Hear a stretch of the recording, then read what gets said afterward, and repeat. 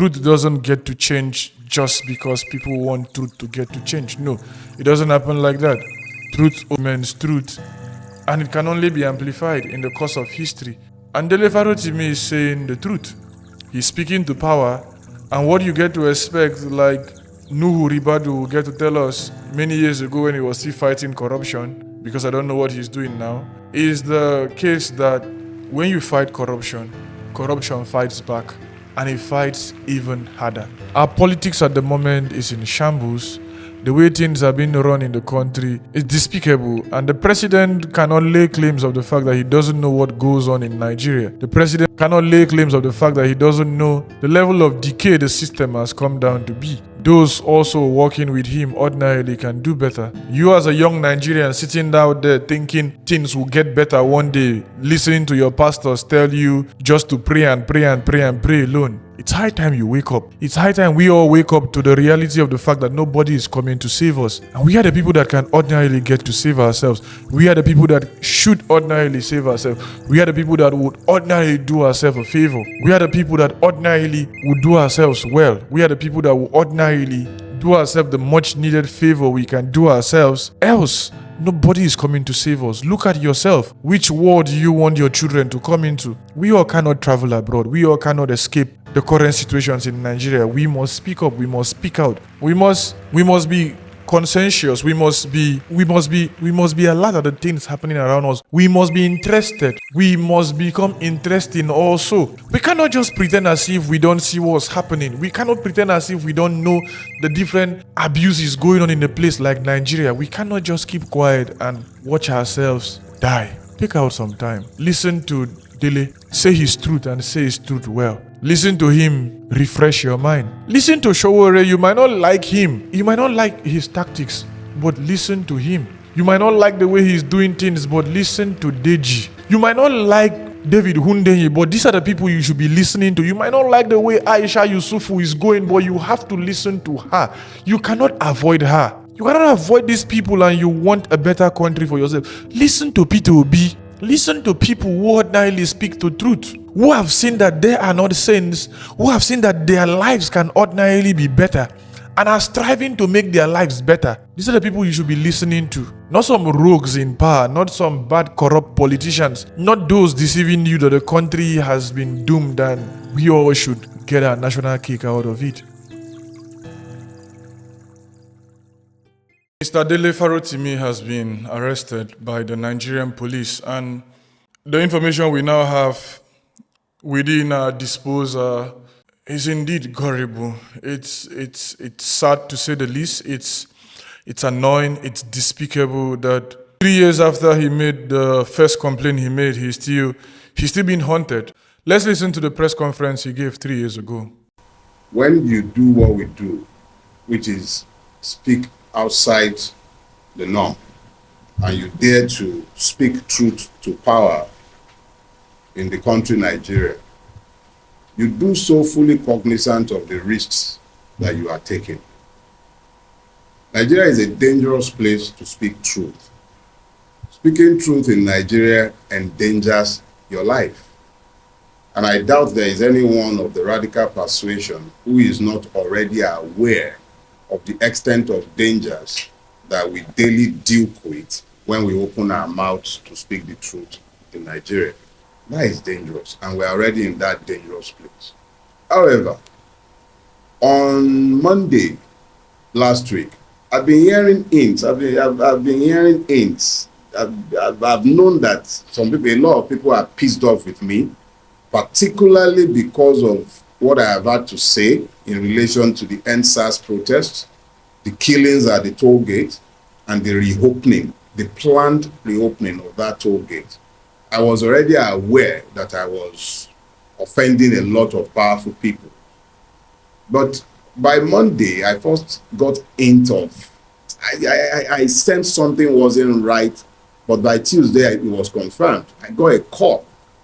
I know one of the persons who was mentioned, even at a personal level, is somebody I've known for years. And it would be most stupid of me to dismiss what I was told. and the veracity of what I was told.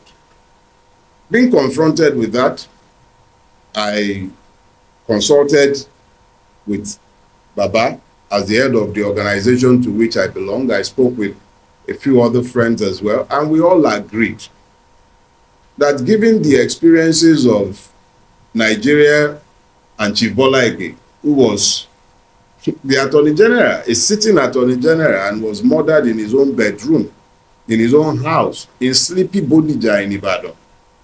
Given the fact that we have also witnessed the gruesome murder of Dele Giwa, who briefed his lawyer on a Friday. Chief Gani was preparing to do something about it on the Monday, and by Sunday, Dele Giwa was bombed to smithereens.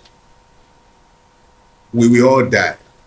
That is the only thing that is certain for all who draws breath. I have told the law enforcement officers, I have sent them my petition clearly, and I have requested protection from the Nigerian state. However, certain persons amongst my own friends, Baba Ogunlano, Mr. Ademilui here, key members of my family, and certainly friends and associates from way back, they are fully aware of the fact, and I have shared this fact with them, so that should anything happen, they know who to allocate the guilt to. In this case, I am telling the public, I have never, ever once sought anything from my public advocacy.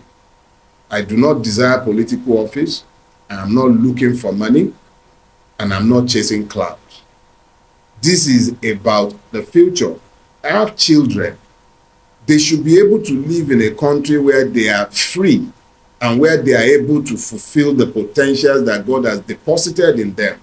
So when I open my mouth and I am speaking for those who do not have a voice. I am speaking for the vulcanizer on the street who cannot articulate his position. I am speaking for the carpenter. I am speaking for those who do not have, not everybody would have a camera in front of them, and when they do have cameras in front of them, not all of them can articulate their position. It is very critical that Nigerians understand clearly. I am not a drug baron. I do not do business with anybody.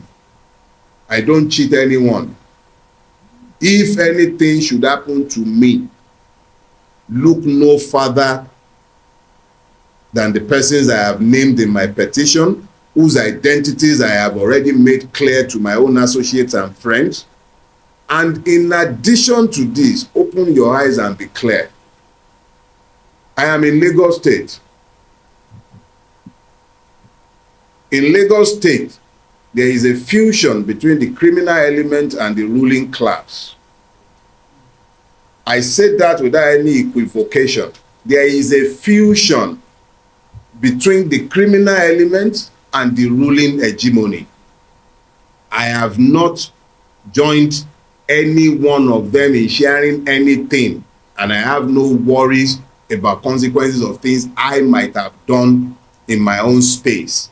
But let people not look any further than the hegemony ruling this state and the persons I have mentioned specifically in my petition, if anything should happen to me. 3 years after he made this video, you get to see how Nigeria has condescended. It is not as though things have ordinarily changed over the years. We've seen things this way for a very, very long time. The institutions that have, in one way or the other, been used to marginalize the people, have been used to terrorize the people, have been used to clamp down on the people. But then, these things aren't strange. And so what happened to Mr. Dele Farotimi? He has been raising alarm for those who get to listen to him, for those who get to listen to his broadcast. We know where the problem is. We know how difficult it is for him to really speak on certain matters, because he normally says, he's in court, I'm in court, I am being persecuted, I'm doing this, I'm doing that. And it is not a strange thing. It's a thing we all ordinarily should expect for those who ordinarily try to speak to power. We have seen the demise of a whole lot of persons. It's not it's not a new thing in Nigeria. People have been dying, people have been going missing, families have been threatened, friends have been gone down, relationships have been scattered because people ordinarily have just refused to be human, have just refused to be intelligent and knowledgeable, have just refused to be people who think with their head, have just refused to be humans who ordinarily can be looked at as humans. As such, many persons go by and many persons die in Nigeria with little or no concern from people because who cares? Who cares what happens to you? Who cares what happens to your family? Who cares what happens to the events and the eventualities of life and existence in a place like Nigeria? People care, Dele cared. Where is he today? At the point, Ken Saro-Wiwa spoke up. Where is he today? Ezenwa said his mind. He died of natural causes. Chinua Achebe said his mind. We saw him being gunned down by the military. Wole Soyinka said his mind and said his truth and said the truth. They all said their truth and they said the truth. What happened to them? They got chased one way or the other. Different persons have spoken up in Nigeria, and we've just come to this level of despair where we just tell ourselves nothing can get better, nothing can make sense in as much as the place like Nigeria continues to go the way it continues to go. And so you begin to ask yourself, from where to where Nigeria, from where to where in this particular problem, from where to where should we begin to look at things? Look up to someone like Dele Farotimi. Look up to him. Look up to the events of his life. Look up to things he gets to say. And get to see how you can ordinarily begin to forge your life, because truth doesn't change. Truth can only be amplified. It can only be brought to full clarity. It can only be given different situations that will ordinarily make it come to appear better and appeal to us and make sense to us within certain period and different eras in history. But as it concerns to the plausibility of truth, it remains the fact that it remains the truth. Truth doesn't get to change just because people want truth to get to change. No, it doesn't happen like that. Truth remains truth, and it can only be amplified in the course of history. And Dele Farotimi is saying the truth. He's speaking to power, and what you get to expect, like Nuhu Ribadu will get to tell us many years ago when he was still fighting corruption, because I don't know what he's doing now, is the case that when you fight corruption, corruption fights back, and it fights even harder. It is in what we are seeing in the life of Dele Farotimi. It's in and about these things, and at the moment, what is the bone of contention?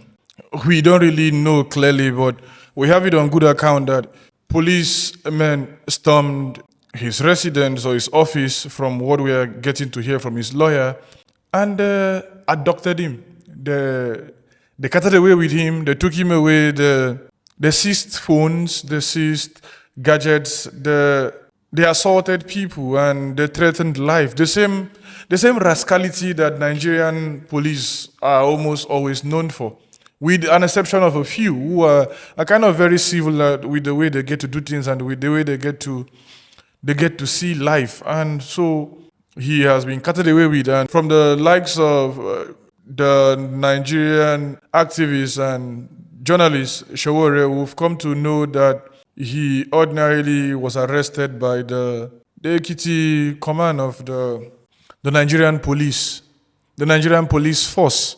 And one begins to ask himself, what point will the Nigerian police become civil enough to know how ordinarily to get to do things, to get to arrest people, to not get to arrest people, and how to go about life and how not to go about these things? Because it matters what people think, it matters the perception people get of a particular institution. And this particular institution have not really done a lot to see to it that people get to really take them seriously.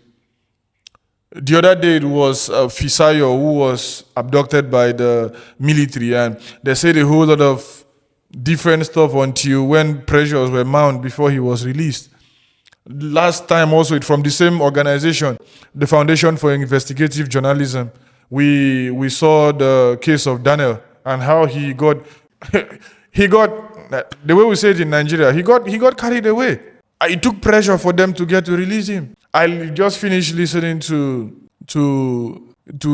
Barrister Deji appearing on the Honest Bunch podcast, and these are things we already know. These are things we know in Nigeria. These are concerns we all know. The abuse of power, the elites, and them failing to remember that they would die. It is this failure that they do that sometimes I don't really understand, if they don't really know that they will die. They will die, and yet they live as though they are gods. The Dalai Lama once said, man is the only animal who lives in the past, regretting what has happened, anticipating the future, forgetting to live in the moment, and dying never really living, because he lives neither in the present, nor in the past, nor in the future. So he just walks around and then dies and goes. And we see this everywhere in Nigeria, and we think things will change if we ourselves fail to change. We think things will just one day become something else if we don't allow things to ordinarily get to change. Nothing is going to change in Nigeria in as much as we continue to live and die the way we die and the way we live,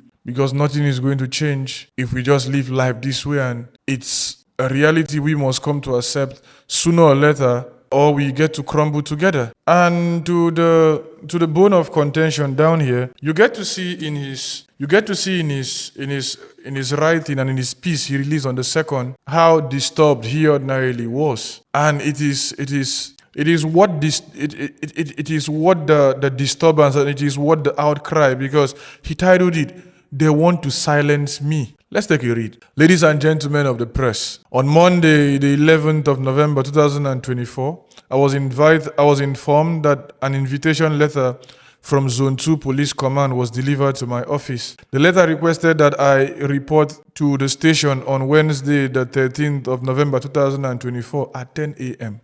Accompanied by my legal counsel, I arrived at the station at 9:45 a.m. on the stated date. At the station, I was presented with a petition written by a lawyer on behalf of Mr. Tony Elumelu, accusing me of defamation. Despite finding the petition baseless, I addressed its content. Subsequently, I met with the Deputy Commissioner of Police, DCP, and the Assistant Inspector General, AIG, in charge of Zone 2. After discussions, I was released on bail on self-recognizance and asked to return to the station on Thursday, the 21st of November 2024. Following this, I informed my friend, Pastor Sam Ayedogbo of Realm of Glory International Churches about the incident. On Saturday, the 16th of November 2024, Pastor Sam informed me that one of the pastors in his church, John Ntekume, had been abducted by the police, interrogated, and then returned to the church. He was coerced to write a statement along with another pastor, Obiora Ochuku. The police showed them a petition written by Chief Afe Babalola in Ekiti State, addressed to the Ekiti State Police Command, and demanded that they lure me to the church to facilitate my arrest. The pastors informed the police that they had no means of doing so, as I am not a hidden person and do not have a direct relationship with them. They explained that I had preached at their church as a guest of their senior pastor and left. From the account, it became evident that the officers were from the Ekiti State Police Command.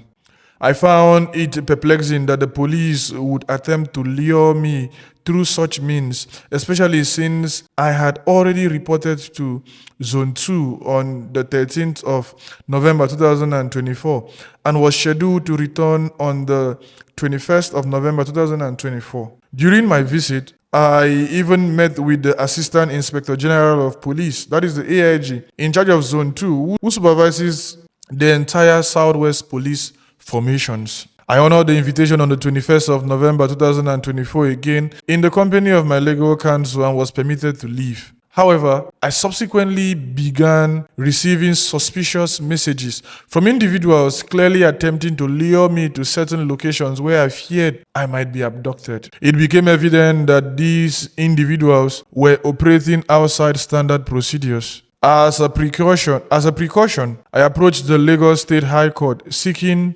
enforcement and protection of my fundamental human rights against these unconventional tactics. I also alerted my associates and staff, urging them to exercise caution. To my dismay, the situation escalated when one of my domestic staff was targeted. These individuals contacted him, claiming to have a package for him at Evron Food Store on Chevron Drive, Lekki. Having been forewarned, he asked them to leave the package with the store's security personnel. When the attempts to coerce the security guard into luring my staff failed, they arrested the guard, took him to Zone 2 police station, and questioned him about my home address and wife's contact information. The security guard was released on bail later that evening. I must reiterate that I am a law-abiding citizen. I have consistently honored every lawful invitation by the Nigerian police force. However, these recent developments targeting my associate, tracking my phone,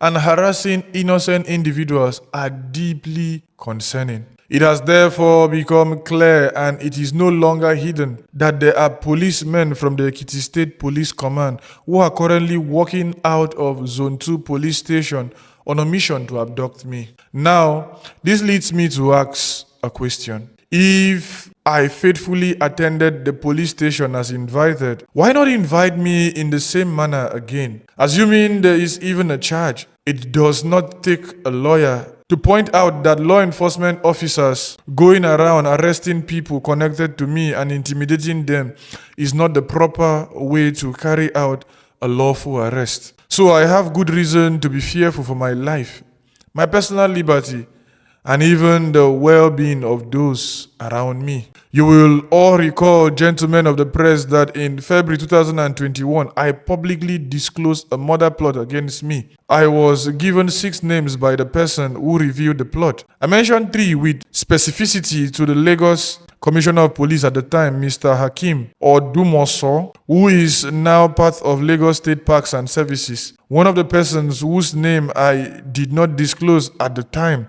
was a serving police officer. Of the 3 that were specifically mentioned, one is a traditional ruler. All this happened in 2021, and the police never once investigated these claims. Yet the same police are now surreptitiously trying to abduct me outside the procedure of the law. Now, let me be clear. I wrote a book, Nigeria and its Criminal Justice System. I wrote the truth, and I stand by every word in that book. Should anyone be aggrieved, there are clear provisions for redress. Even if one elects to pursue criminal proceedings and attempts to criminalize free speech, as Chief Afe Babalola is attempting to do, there's still a lawful process to follow. It is no accident that the Ekiti State Police Command has been enlisted in this injustice and has become an instrument of evil. Chief Afe Babalola is the largest employer of labor and the highest taxpayer in Ekiti State. Abducting me to be tried in Ekiti State is not justice but a witch hunt. I am being prepared for the gallows by Chief Afe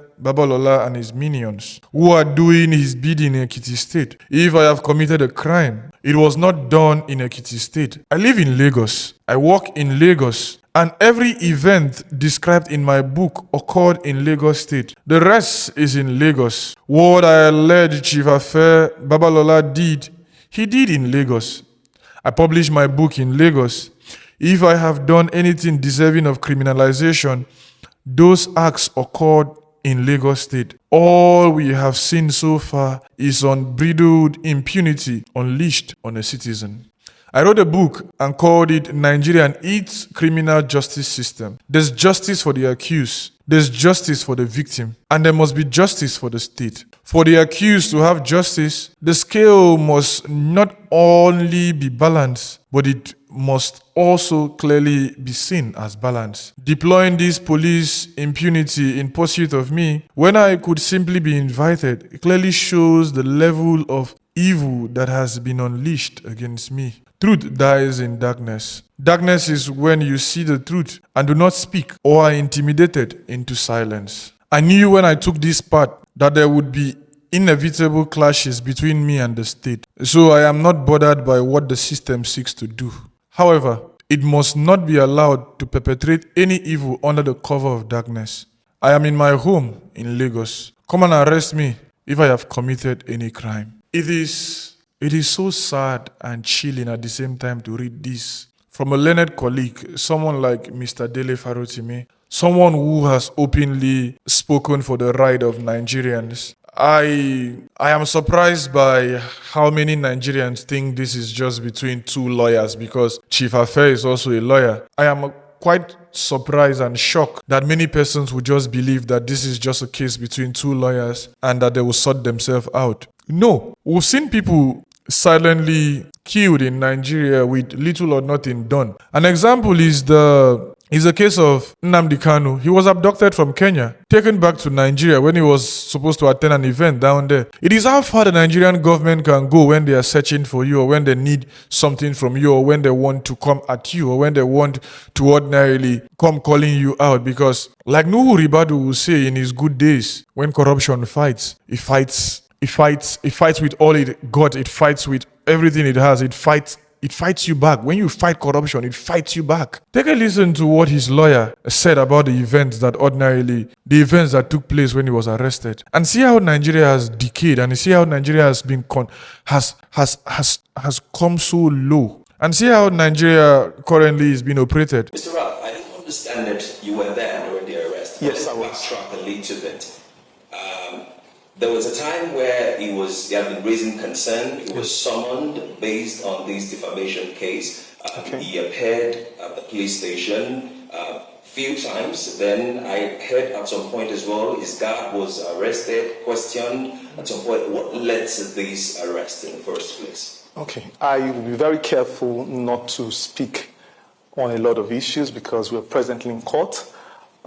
What I can tell you is that we received an invite from the Zone 2 police station on the 11th of November, and I accompanied him to the Zone 2 police station on the 16th, and he was released on bail on self-recognizance, and we were asked to come back on the 21st, and we went back on the 21st, and after that, we didn't hear anything again from them. They asked us, but there were a lot of things that happened.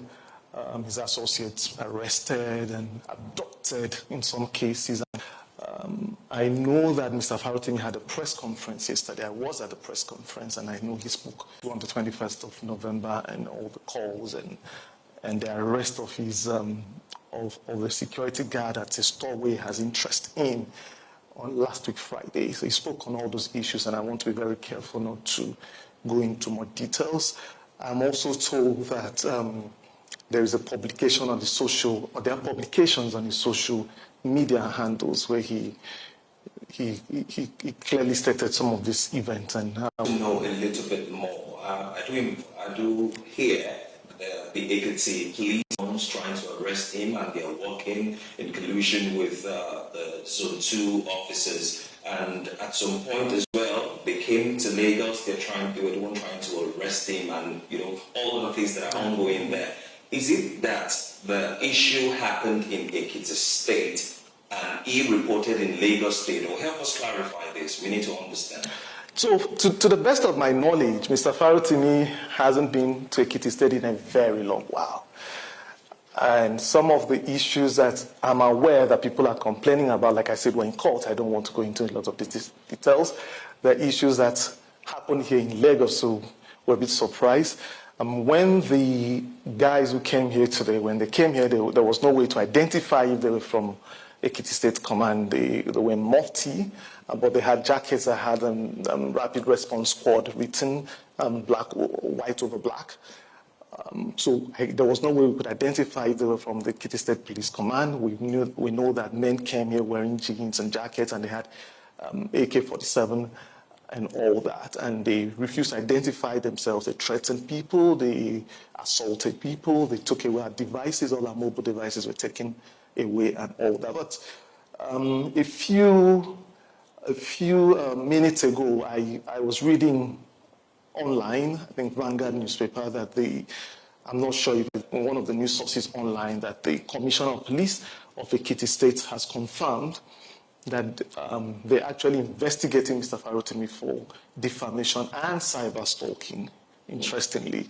Yeah, so we've seen that online.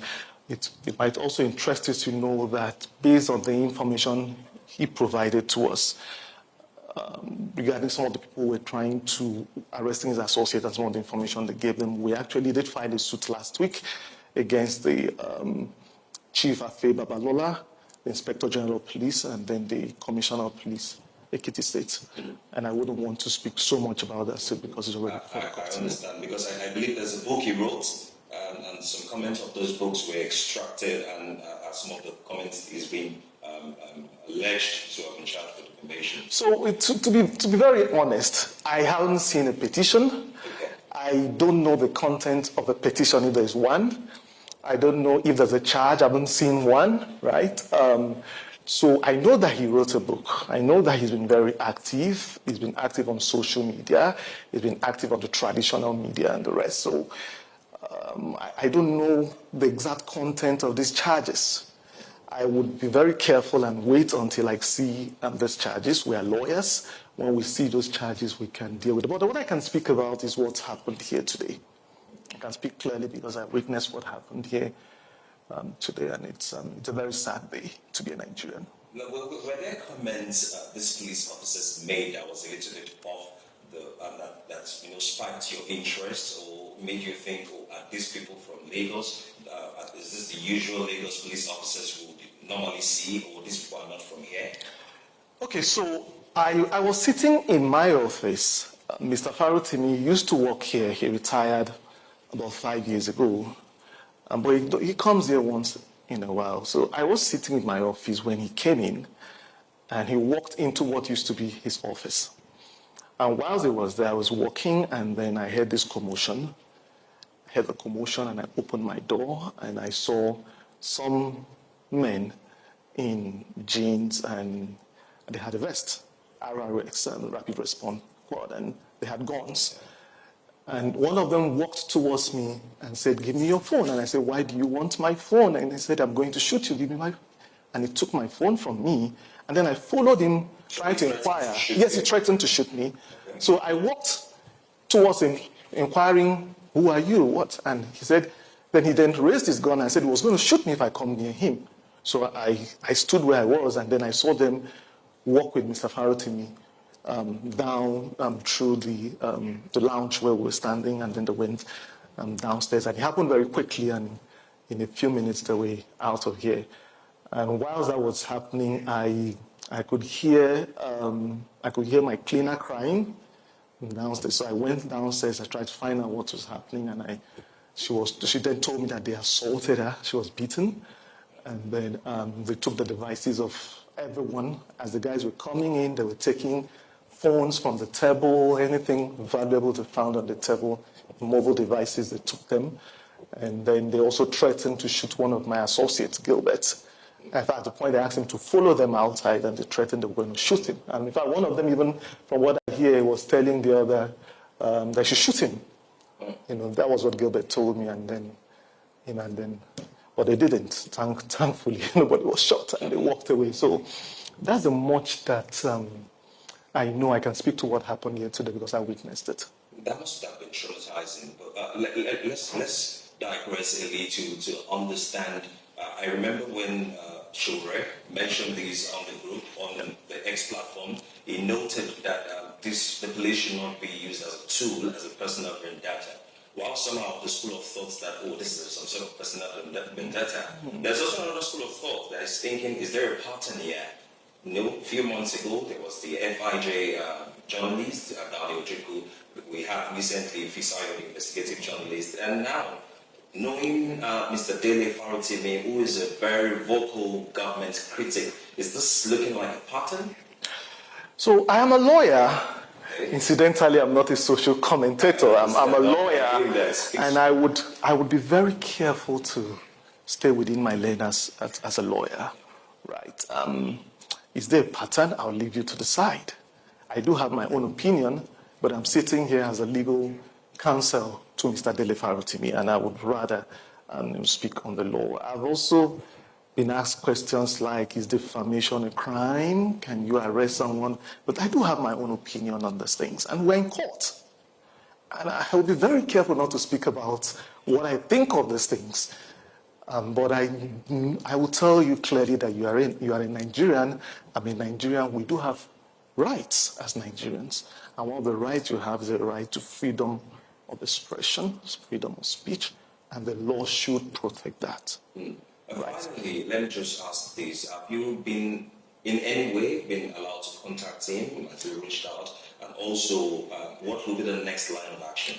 So, interestingly, when I started this, I believe so much in Nigeria. Let me say this. I believe so much in Nigeria.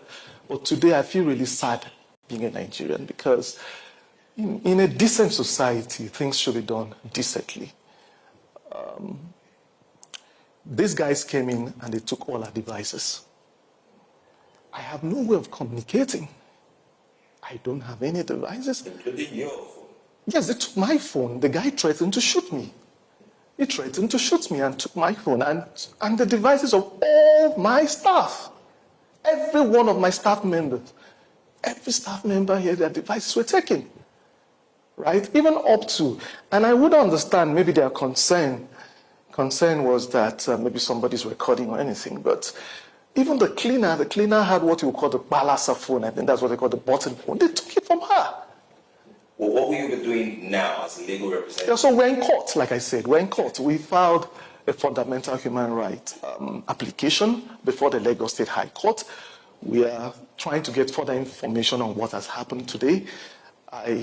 I don't have a lot of information. You're telling me that there are things on X. I've not been able to go on X because I don't have my devices. I was able to read the news report I told you on my computer. So I've really not been able to do much because I do social media sparingly, and those social media platforms are on my mobile device, and I don't have that now. So what are we going to be doing next? Yes, we'll pursue the legal angle. We are lawyers, and we believe in the law. We still believe that Nigeria can work. We believe that the court will do the right thing, and we'll follow through with that. I know I said last the other time, Yes. This is my final question. Do you think the case of defamation is alleged under the legal perspective warrants an arrest of an individual? So like I said, I do have my opinion on these things, right? But we're in court, and those are some of the issues that we brought before the court, right? And I would rather not speak about it. I do have my opinion on these things. Let me repeat that again. But let me say this again. We are Nigerians. We do have a right to freedom of speech. We do have the right to freedom of expression. And I believe that the law should protect that. Beyond that, I wouldn't say more. We'll wait for the court to decide. All right, Lieutenant from the managing partner here of legal, Mr. Ralph. Okay. Currently, he does not even know the whereabouts of his clients. He does not have his own devices. All the staffs in this firm currently, most of them do not have their devices as well. So they don't know how to contact, but they've taken the legal process of filing A fundamental human rights application. The Lagos High Court. Hopefully, they get this thing speed up as soon as possible. So Police officers who were supposed to be our friends ordinarily have switched paths, and they are no longer our friends. Because tell me, why will a country ordinarily function well and have things done this way? Why will a country function well and ordinarily get to see things done the way they are done? Why will a country function well and you see these minions and you see this evil parading themselves in daylight? But I forgot. Maybe I didn't. Maybe it just skipped my memory that the world thrives on evil. The world thrives on injustice on different levels. And woe betide you when you stand on the way of evil. It seems to crush. It appears to have the force to crush you and trample upon your truth. But no, it doesn't. Just like Ernesto Cardinal will get to say in one of his poems in Marilyn Monroe and other poems, where he said, they thought they killed me. They thought they buried me. Yes, they did indeed. They killed me. They buried me. But what happened? I germinated. The truth can never be killed. The truth can never be silenced. Be that as it may, you as a young Nigerian sitting down there thinking things will get better one day, listening to your pastors tell you just to pray and pray and pray and pray alone. It's high time you wake up. It's high time we all wake up to the reality of the fact that nobody is coming to save us. And we are the people that can ordinarily get to save ourselves. We are the people that should ordinarily save ourselves. We are the people that would ordinarily do ourselves a favor. We are the people that ordinarily would do ourselves well. We are the people that would ordinarily do ourselves the much needed favor we can do ourselves. Else, nobody is coming to save us. Look at yourself. Which world do you want your children to come into? We all cannot travel abroad. We all cannot escape the current situations in Nigeria. We must speak up. We must speak out. We must be conscientious. We must be alert at the things happening around us. We must be interested. We must become interesting also. We cannot just pretend as if we don't see what's happening. We cannot pretend as if we don't know the different abuses going on in a place like Nigeria. We cannot just keep quiet and watch ourselves die. Take out some time. Listen to Dele. Say his truth and say his truth well. Listen to him, refresh your mind. Listen to Showore. You might not like him. You might not like his tactics, but listen to him. You might not like the way he's doing things, but listen to Deji. You might not like David Hundenye, but these are the people you should be listening to. You might not like the way Aisha Yusufu is going, but you have to listen to her. You cannot avoid her. You cannot avoid these people and you want a better country for yourself. Listen to Peter Obi. Listen to people who ordinarily speak the truth, who have seen that they are not saints, who have seen that their lives can ordinarily be better and are striving to make their lives better. These are the people you should be listening to. Not some rogues in power, not some bad corrupt politicians, not those deceiving you that the country has been doomed and we all should get our national cake out of it. Because Nigeria can be better, you know. The world can be better. The world is not this place we want it to be. We can have a better world. We can have a better situation and things ordinarily can function well. If you and I tell ourselves indeed that our life down here is worth protecting, that the lives of our children deserve all the attention such can get for it to blossom, that things can ordinarily function well, that things can ordinarily glow well. Today is Dele being arrested. Tomorrow it might be you. Today is somebody else being arrested. Tomorrow it will be your turn. Who knows? Who knows how these things get to go? How these things get to be played? Remember, these persons seek your demise. And they seek your demise today, not tomorrow. They seek it now. They seek your demise today. And as much as we continue to go the path we go and we keep quiet and we think it doesn't concern us, we would come to realize indeed that it concerns us. We will come to realize that indeed whatever we do, it comes around, you know. It comes around. Today is his turn. Tomorrow it might be your turn. Tomorrow it might be your turn. Today it's not you. Tomorrow it might just be you. And you never can tell. I am Biringkpa. This is Boring Conversations. Thank you for tuning for the broadcast today. And see you next time. Hoping that the political situation in a place like Nigeria gets better and things ordinarily get to work for you, get to work for me, get to work for everybody, because it matters what we think, it matters how we get to view life, it matters the things we ordinarily don't want to see that matter at the moment. It matters the way we get to live our life. It matters the way we think as a people. It matters. It matters on a whole lot of front. And be reminded of D.K. Chukwumerije, who says, until we elect men and women with a heart for selfless service, no tribe, no tongue, just commitment to build a functional nation that fills us all with pride. Until we elect them, we labor in vain. Our politics at the moment is in shambles. The way things are being run in the country is despicable, and the president cannot lay claims of the fact that he doesn't know what goes on in Nigeria. The president cannot lay claims of the fact that he doesn't know the level of decay the system has come down to be. Those also working with him ordinarily can do better. We all can do better. May Nigeria grow well. May Africa stand strong. May Nigeria succeed. May Africa succeed. May the world come to have peace. May we dispel despair from our life now into the future. These are my only wishes. These are my prayers. See you next time.